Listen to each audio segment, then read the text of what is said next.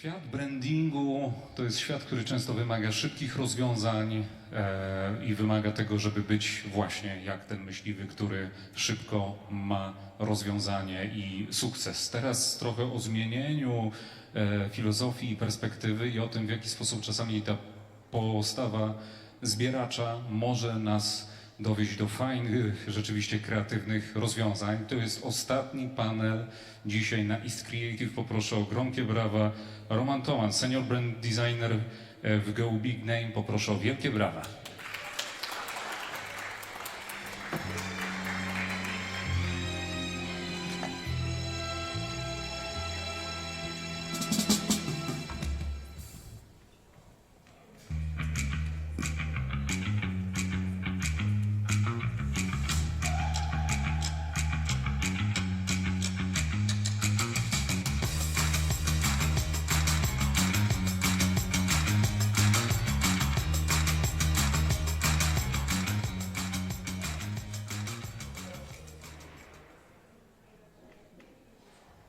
Hello everyone.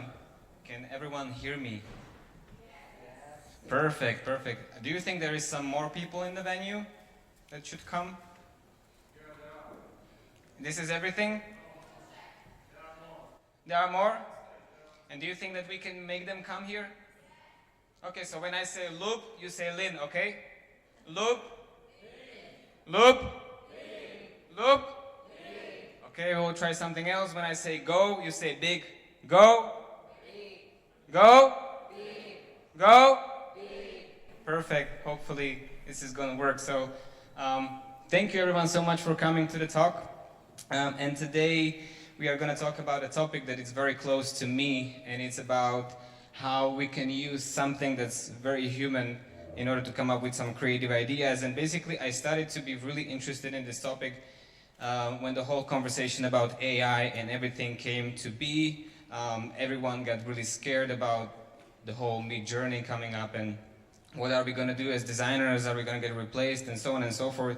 And what I've found is not that to be exactly true. And what I think is what we have deeply inside of us, the ancient part of us, can help us to ignite some really interesting creative connections. So, first of all, hello Lublin, thank you very much for having us. My name is Róbert Toman.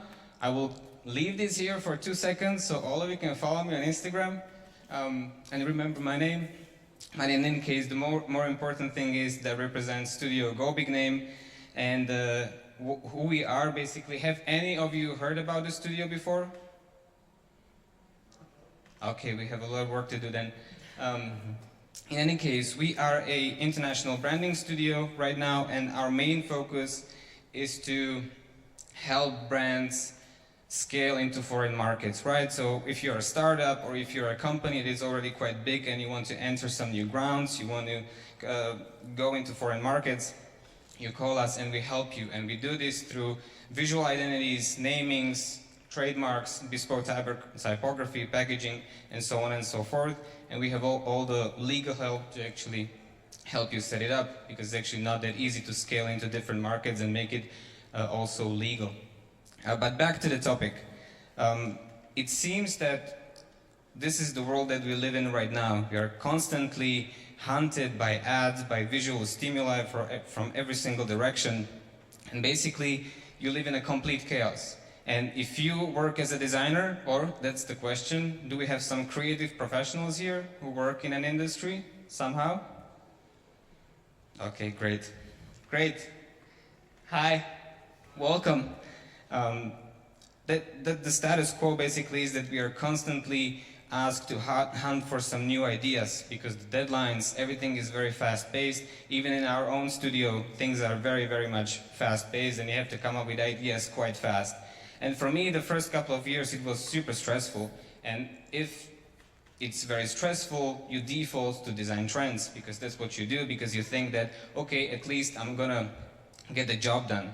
But as a result, you end up looking like everyone else, and we have seen this in the fashion industry when we saw the trend of de-branding. So every single fashion brand that meant something visually in the past, they went into all these like sans serif word marks. Some of them are not up to date anymore because Burberry actually went back again. But this is what you do when you default to design trends. You look exactly the same. So obviously, when you have to come up with all these different ideas, you are super stressed because that's what you do. You have to come up with something constant on a regular basis. So for every single trend, there is always an anti-trend. And what I suggest is, in this world of chaos, to be the antidote of slow gathering. And the slow gathering is something that's very human because we've been gathering things since the beginning of time. And this is the antidote. So I will try to teach you how to gather more and hunt less so you can be more calm in your creative process.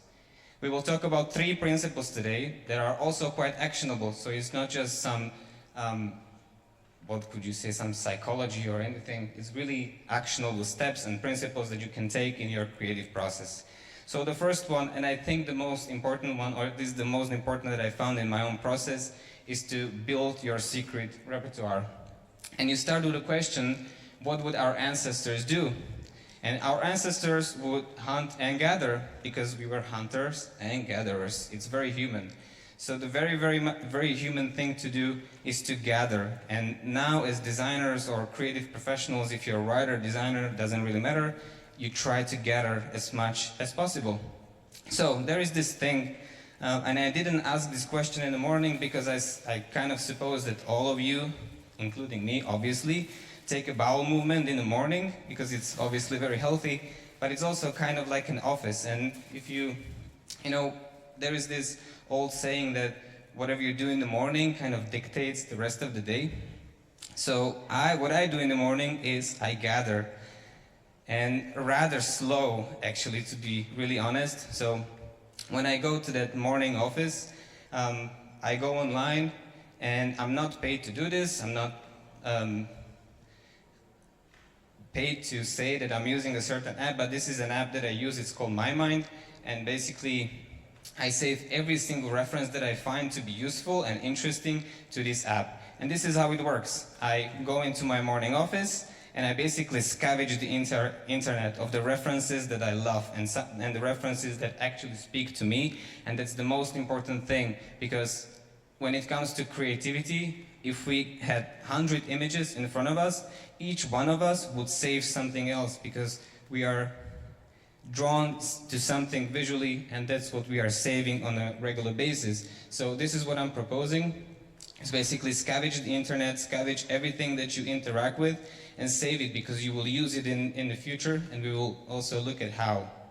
And then what you end up with is this huge repertoire of references, and there's basically everything from images to video to text or everything, and that's something that you will use in the future. And the thing is that you do this slowly over a long period of time, and even if you don't think that you are going to use it in the future, you probably will, because that's what we used to do back in the days, especially in our cultures. You were saving things for maybe for a future use, but in this case you are not hoarding your apartment with useless stuff. It's digital. You can save as much as you want. And well, with the new technologies, this app basically helps you to not use any folders. And there was this joke when the Midjourney came out that, oh, we will be fine because clients actually don't know what they want, so basically we are completely safe in this space. But the problem is that us as designers, we oftentimes also don't really know what we want. We just know how to put the things together, and they just look great. But with the new AI models, they can actually help us to put the right words in order to come up with some good solutions. So in this case, I save an image, and it automatically puts out what it actually sees. So when I'm searching for references for packagings, there is already a reference that somehow speaks to me, and then therefore the solution that's going to come out of it will come out of me as well.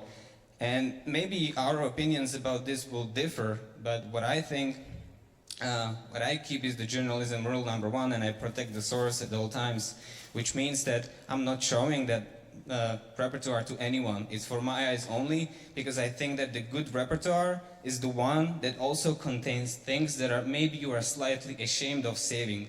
Therefore, it's really, really personal to you, and when you will be creating a project in the future, you will be really taking things from there. So it should really be for your eyes only, because then when they ask you, how are you coming up with all these great ideas, you know, and you just wave and smile. Principle number 2. Once you created your repertoire, and that's not just once you create it, it's something that you do on a constant and day-to-day basis, you start to connect references that weren't connected before. So again, you start with a question, what would our ancestors do? And well, they hunted and gathered, and once they gathered, they started to combine things together. Well, in the past, some things they didn't exactly go as planned, and they ended up on the cemetery, right? That's because we are also a result of multiple, like millions of iterations to get it to this stage. But the times obviously have changed, and we don't have to be so afraid of combining things together. So we will look at first case study of a design project, and it's called Nihozaro. So Nihozaro is basically a communications cards game, and it is supposed to bring people together. So that means you have a conversation with your spouse at home, and it really opens up oftentimes really uncomfortable situations, and this game is supposed to help you overcome those situations. So from our point of view, we delivered naming, visual identity, art direction, and photography. And first, the naming. Why is it called Nihozaro? Well, there is a certain type of Japanese macaque. It's actually super interesting. They are doing things together. So they bathe in a like hot spring together, and they even do like a snow fight together. It's really interesting. And we always wanted from the beginning to have the Nihozaro something like as a psychologist in a way, as to have someone in the middle sitting, so when I'm having a conversation with my spouse, somehow who is going to be in the middle and will be able to absorb the comfort and the discomfort of the conversation. And we came up with this concept of, depending on how the word sounds, you can imagine a certain type of shape. So if you ask which of these shape is boba and which of these is kiki, it's kind of like boba is the one that's rounded, kiki is the one that is kind of pointy, and it's the same as with the conversation. Some of them are comfortable and some of them are uncomfortable. So we came up with the base structure or idea for Nihozaro. I actually have it here, and you can kind of see it from afar that there is a small figurine in the middle, and we created multiple versions of him. So for example, because they have 7 games, then you can have multiple different versions. So there is the one that is for couples because it has hearts in the middle. Then you have this one for Christmas, for example, and it looks like a little candy. So it can become very variable, and it can work really well in the digital space as well, because obviously you can animate the instances in between. And as I said before, there's multiple versions of this game. And as of right now, there are only 2 of them in print, which is the universal and the one for the business. We also created the communication for online and the photography. And in the photography, we really wanted to emphasize the fact that it's very, the conversations that you are having are oftentimes very intimate, so we really wanted to show that as well. So now the question, what was the reference for the design? It was a lamp. Because when I was going through my own repertoire of the references that I've collected at that specific moment of my life, somehow I was really interested in the idea of a lamp becoming a sculpture as an object. And then I found these references, and they actually look quite similar to what ended up being the final result, but obviously we can tell that it's different. It's not copied. It's a reference that you can use for creating something new. And then, obviously, right now when you've seen it and the different shapes, you almost can't unsee it. So you start to combine things in a different way based on the things that you have collected before, so you can come up with some new qualities in something that hasn't been done before. Case study number 2, called North City. We have heard some incredible things about architecture, especially in Slovakia. So I hope that I'm not going to be, as a brand designer, saying something that it's not exactly architecturally correct. But we are brand designers. I guess we think about certain things differently. We want to have everything branded. So I hope that it's still going to be looking great. So this is a new technological center at the beginning, at the north of the country in the city called Žilina. And from our point of view, the delivery was also the name for the entire complex, the identity, and the typography. And the idea was to connect what was regional with the technology. So with the technology, you can imagine some electrical circuits of CPUs, GPUs, so on and so forth.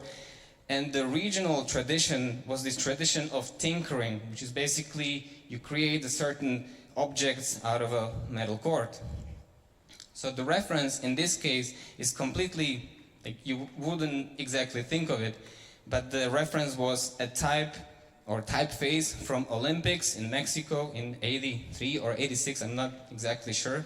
And why is that? Well, when you're working on a branding for a piece of architecture, I lived in Denmark for 6 years, and what I noticed was that whenever they created a new type of building or a hotel or something like that, they created a different type of typeface and even iconography for everything else. And then I understood, like, oh, okay, when you walk into the space, you can actually identify the space a little bit better thanks to all the visual cues that you can see written with those typefaces, like all the signs and the signage and wayfinding and everything. It actually helps you with the navigation, and it helps you to connect the place together, which is really interesting. So again, looking at my repertoire of the things, maybe I saved it 2 years ago, but now I picked it up, and you can see some similarities, like, okay, this is interesting, can I work with it?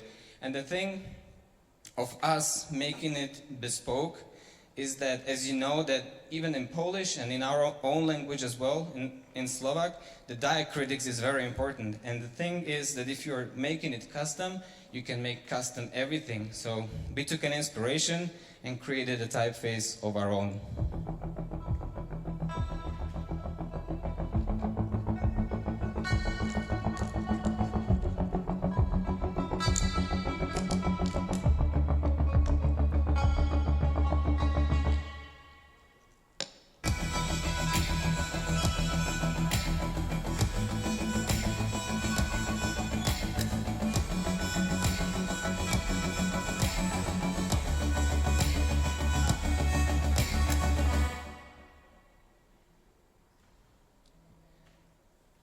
Yes, so that's the typeface that we call North City Display, and it's a typeface used for display use.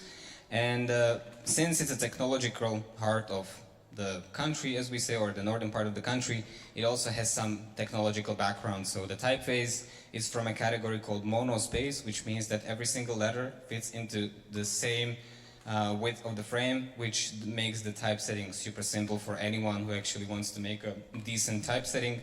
And it works well in the print, and it's really interesting because you can see it from afar, and the typeface is so strong that you can, in a second, notice what's actually going on, and we are communicating something about North City. And going back to the making things custom and for you is great because you wouldn't find a typeface that fits exactly your concept, that has even the icons that are specifically for that concept. So we had a lot of fun with this, and exactly works great in the print. But I wanted to get into this slide because we heard a lot about good architecture, and this is like brand designers trying to make architecture.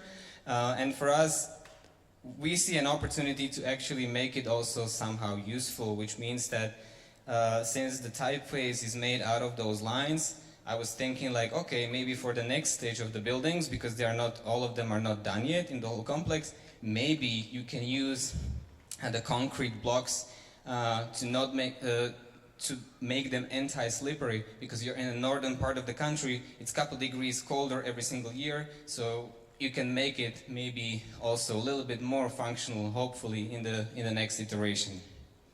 And it translates pretty well into the website as well, which is live now. Actually, this is quite a new project. It's only a couple weeks out, so a lot of the new things that I'm showing here, and also even the illustration for the project that are kind of inspired by the typeface as well. So for us, when creating the brand identity, it's not really just the logo.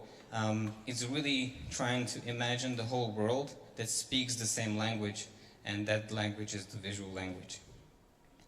Now, principle number 3. So we don't just talk about some pretty ideas. All of this is solving a business problem. And that's something that I would really like to encourage, is that even if you think you have a certain aesthetic, and maybe you think it might not be even be able to use in a commercial setting, it can. You just have to bend it in a certain way that works pretty well. So, we will look at a case study of that's called Musiker, or the brand that's called Musiker. Currently, they are a e-commerce brand selling around 8,000 brands to 31 countries, and I'm sure that they're also in Poland. Have you had a chance to go over the website, or have you heard about Musiker before? Okay, they're definitely working on it. But from what we know is that most of the revenue actually comes from the countries that are not our own, even though they are our own brand. And the problem was that they looked exactly the same as their competition. So now we are really starting to talk into like more business terms. And when we analyzed the whole competition, we noticed that the 4 colors that are mostly used within the competition were the exact same colors as they were using in their logo and communication before. So that's quite a problem, because what they have seen from their data was that every single time that they were making a piece of communication, people actually thought that it's some other brand. So that means that they were losing a lot of money in marketing. So from our perspective, we delivered the visual identity and the character design, a mascot of sorts. So first we started with the color. So what do you do? The color is actually, if you have a chance to pick a color from all the competitors that is not used, just take it, because the color is the #1 thing that you will notice the fastest. So you will not notice the shape, you will not notice the typeface, you will notice the color first. And if you're using the color quite a lot, it can really help you. So first, we picked something that is not used, and it also serves the purpose. The second, we created a character, and the character is called Musmus. And I have it here, and I take it as my biggest career achievement that a mascot ended up being a teddy bear, and you can actually buy it. So that's really cool, and that's my biggest career achievement, that I have a teddy bear out of a mascot. But now comes the caveat, because the strategy or the tagline was millions of joys. And why millions of joys? Well, because they are selling a lot of products, and the way you can tell the customers that we are selling a lot of products, you put it in the slogan in some clever way. So millions of joys, because we are selling a lot of products, and the whole brand is focused on free time activities. So if you want to go fishing, if you want to go snowboarding, you can find gear to support that. So we created something that we call a multi-character. So Musmus was basically, it has these 7 sizes right now, and you can basically use all of them however you want, because we didn't even create the guidelines to be very strict. And again, coming back to fonts, we used like variable font technology to create the mascot. So we didn't draw all 7 of them, we created 2. And then if you know anything about like how the fonts work, you basically interpolate in between, and you get all these different versions. So it seems like you did a lot of work, but you actually didn't. You're just smart. So then the mascot translates even in the logo, so it's always present. So even if you write out the logo, the mascot is always present, and you can just play around, you can animate it. And the whole purpose of having a multi-character is that there is always a lot of them kind of going on, and they are kind of funny, because the only expression that they can make is with their eyes. And there is a lot of interpretation on the customer to do, but the whole purpose is that you're using a lot of characters around the products to make it kind of fun and engaging. And you can also activate the character in a lot of different ways, like this, for example, just choosing the right goggles for your next skiing trip. And it's activating the mascot in a way where it really helps you to promote the product, but it's not, but it's a little bit more creative, where you're using it as a real person. And now they are really taking it quite far, and they are super serious about the rebrand, and they even have all their physical locations taped and painted in a certain color. And they even have, this is bigger than a person basically, because if this is a door that's over 2 meters high, the guy is almost as tall, so they are quite huge, and you can see them from quite afar that this is a musiker shop. Super interesting. And again, coming back to having the single color, and again, one of the things, if you're in e-commerce, it really helps you if you have one key color, because we are searching through a lot of websites on a daily basis. So if you have a key color, one single color, it really helps you out. And this is one of the biggest music festivals in Slovakia called Pohoda. And it really helped them out that musiker is just one color, another combination, because they can create the whole experience around it. And obviously use it in the merchandise. So then going into the digital space works really well even in the newsletters. And they are quite good in using it on a website as well, generally speaking. And this is like a nicest cookie banner, almost one of the nicest cookies banners that I interacted with. And now the question is like, what was the reference for the design of this? And I will play a little sound, and then you can guess.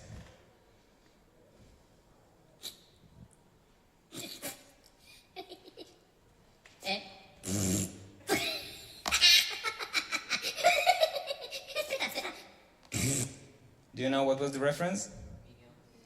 Exactly, Minions, but they are different. You made them your own, and you just took the idea of them being thousands of them and using it for your communication. So the results, to be really honest, I don't really understand all of these numbers. I just know that it works. But generally speaking, they've seen some like double digits improvement. It was after first campaign. So right now the ad recall and everything is probably much better.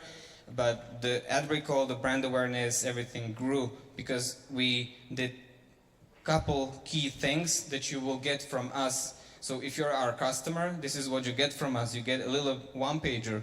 And the one-pager basically says, this is your brand, this is your strategy, which is, I don't know how you say it in Polish, but in English it's kind of like NES. You are trying to communicate, I don't know, friendliness, and so on and so forth. These are, they want to create strategy that's kind of like happiness or joyness, actually, to be quite frank. And then this is what you get from us, a couple of brand codes that you use consistently in your communication and make it consistent and recognizable. And the less, the better, generally speaking. And now, going into the last case study before my time runs out, this is a brand called Uno, and it's a brand that is situated in Switzerland, so it's a Swiss startup that basically their business model is they're an e-commerce and they are a startup renting the newest technology to all of us, basically. So if you're a photographer, if you want to try out the new camera, you go to them. A new iPhone came out, you want to try it out, you go and rent it from them. And their problem was that, well, we look exactly like our competition, we don't know how to be different, and they, generally speaking, they look like the majority of their competition. So the reference, in this case, also came from their space, from their digital space, and the reference was the user interface for calendar picker. So if you remember the last time when you were buying flying tickets or tickets anywhere, you know that you just go on a website and you pick one day and you pick the next day and it creates a certain shape. And we experimented with it and we actually found out that that shape, well, it's a shape that we can own as a company, it's different, it's recognizable, cool. So we made the entire idea about the calendar shape. And why it makes sense for them? Well, it makes sense because you are renting something for a limited amount of time, so even idea-wise, it made sense for them. So then, obviously, this is mostly e-commerce, so it has to work animated, it has to work on social media because that's where they sell most of their things or advertise most of their things, but also in the packaging, and use it also in a very like other creative ways, such as using it with this watch, for example. And what they did, they also they were so happy with the whole like rebrand and everything that they made a kind of like a campaign where, I'm not sure if this is in Zurich or other Swiss city, but they rented, they stopped the traffic for a while and rented this tram and filmed the whole commercial in it, and that was like for us a very interesting moment as well. And then if you look how they use it on the social platforms, it's very recognizable that it's them, and they have a visual that they can own.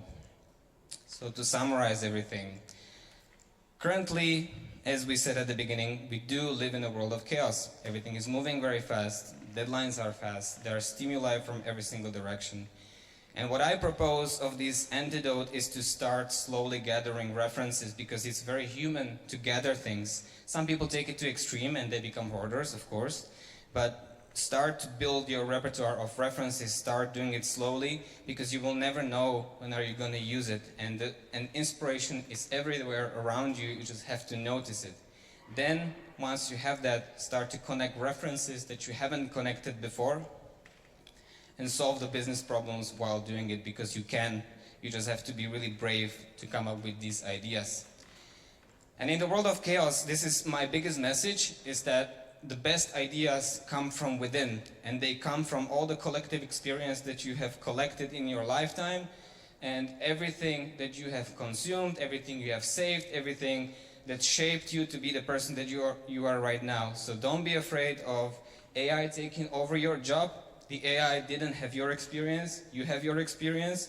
You just have to tap into it and use everything that you have gathered up until now. And in the world of chaos, I encourage you to keep gathering so you don't have to hunt. Thank you very much. We are GoBigname. Thank you.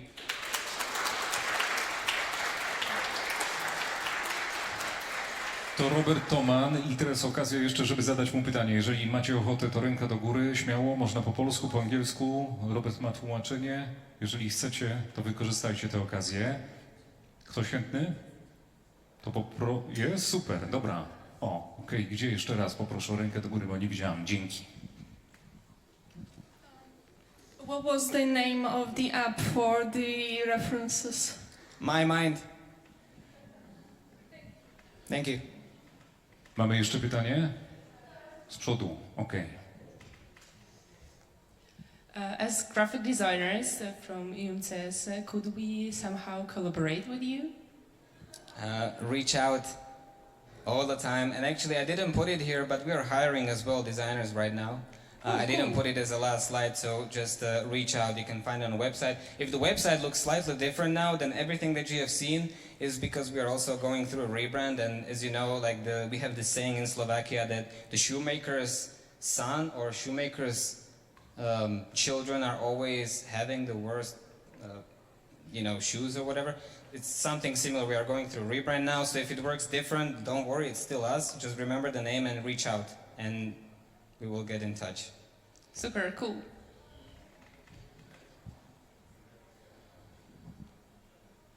Hey. Hey.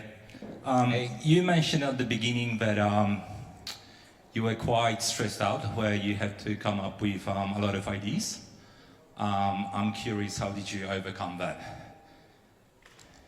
Or are you still stressful on a daily basis in your agency, in a fast-paced agency? It's becoming that way, and I think each one of us create a different coping mechanism. And for me personally, so basically what you have seen is like none of the guys or ladies from the agency told me what to say today. This is kind of like my process that I've developed over time, and what works for me is to trust myself enough that everything that I collect will help me somehow in the future. And it's really important to also make this distinction between connecting things and copying things. And for me, what really helps me is that I have a pool of references that I can use somehow in the future, and that helps me with coping. So what does that mean is that when we get a project, I'm not instantly going to pentagram.com or Pinterest or anything. I'm going to my own collection, and I know that I can find something there that can be at least the starting point. It doesn't have to solve anything, it never does. But it's at least a starting point, or at least an inspiration that I can take it from. And it's built over time. And that helped me quite a lot, because it became quite fast-paced, and especially after summer, when you come back to the office, it becomes super stressful. So it's me personally. Okay, thank you. Thank you for your question.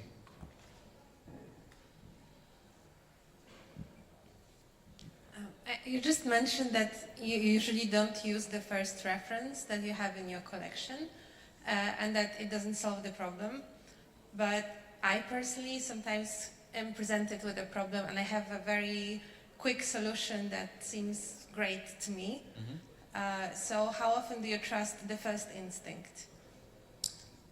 Quite often, and I know that we are not allowed to talk about intuition, and actually this is something that we are dealing with as of right now internally, and I think that it's something that should be more trusted, and because I think when you're acting from, and I think there's a fine balance between acting with your intuition plus also being on brief, but I think if you are acting with your intuition and still being on brief or still banded, so you are working with a brief, that's the sweet spot, because then you can sleep well at night and you know that you didn't sell yourself out just because you wanted to create a project. So I think intuition is really important, and I don't know, some people tell you that you should forget about the first draft, but I think that's the initial like spark in you that actually interests you and it should be explored. So I always think about the first spark.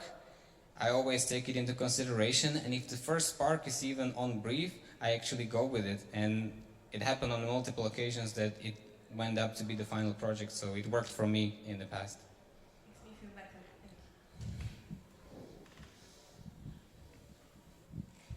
Okej, poproszę o gromkie brawa dla naszego ostatniego eksperta. Bardzo Ci dziękujemy.